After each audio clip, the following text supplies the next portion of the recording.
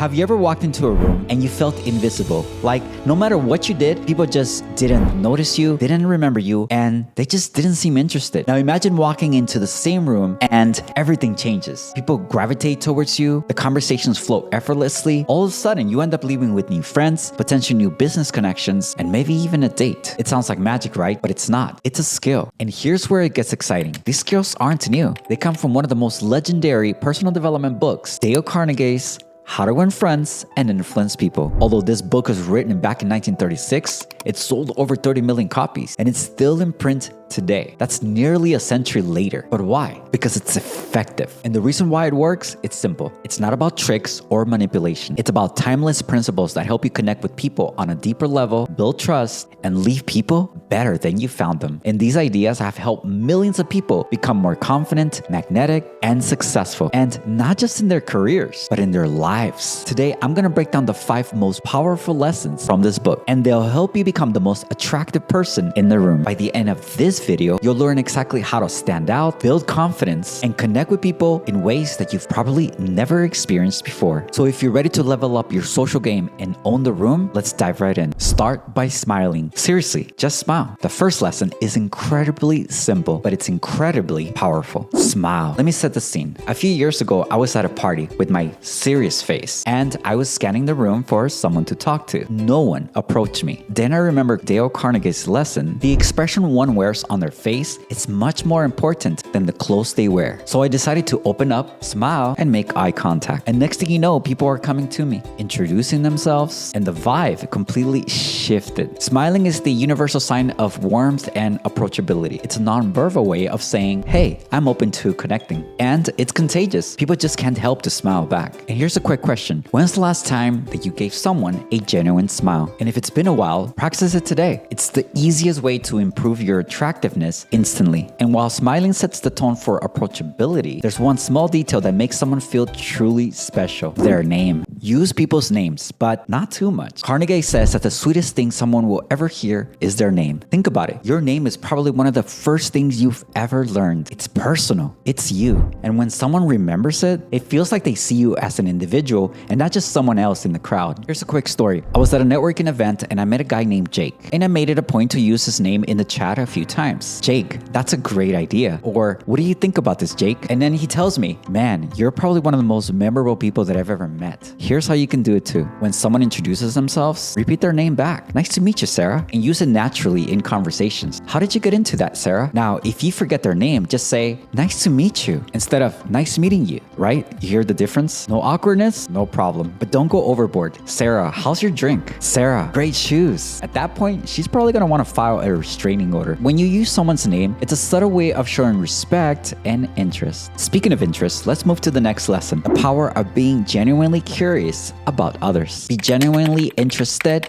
not just interesting. This one is a game changer. Stop trying to be interesting, be interested. Imagine you're at a party and someone spends 30 minutes talking about themselves, what they do, where they traveled, their latest accomplishments. Now, you're nodding politely, but deep down you're thinking, when is this gonna end? Now picture someone else asking you, what's the most exciting thing you've been doing lately? What kind of exciting projects are you working on? What's been the highlight of your week? They listen actively, ask follow-up questions, and they seem genuinely interested in your story. Who do you want to keep talking to? Carnegie's advice here is simple. You can make more friends in 2 months being interested in people than spending 2 years trying to get people to be interested in you. Here's how you can put that into practice. Ask open-ended questions like, what's been exciting for you lately? Really listen and don't just wait for your turn to talk. Find something in their story to appreciate and reflect it back to them. And here's the magic. When you make someone else feel interesting, they'll actually see you as more interesting too. But there's one more thing that you can do to elevate this connection. Give honest and sincere appreciation. Compliments are like your superpowers. They're small, but incredibly impactful. And Carnegie said, be hearty in your approbation and lavish in your praise. But here's the catch. They have to be specific and sincere. For example, instead of saying, nice job, try, I really admire how thorough you were in that presentation. It made everything so clear. That specificity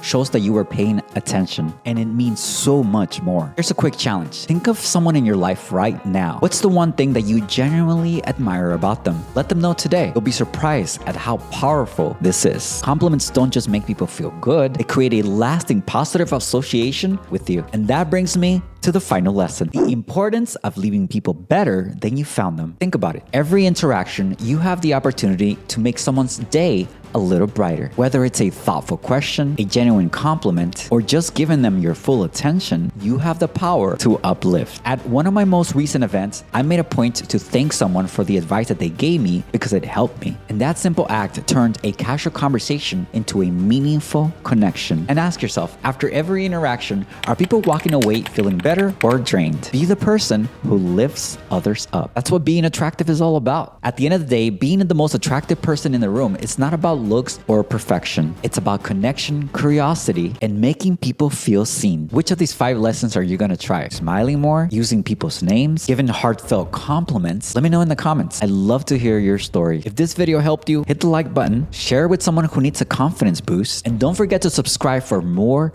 life-changing lessons. Now go out there and own the room. Make some magic happen. See you on the next video.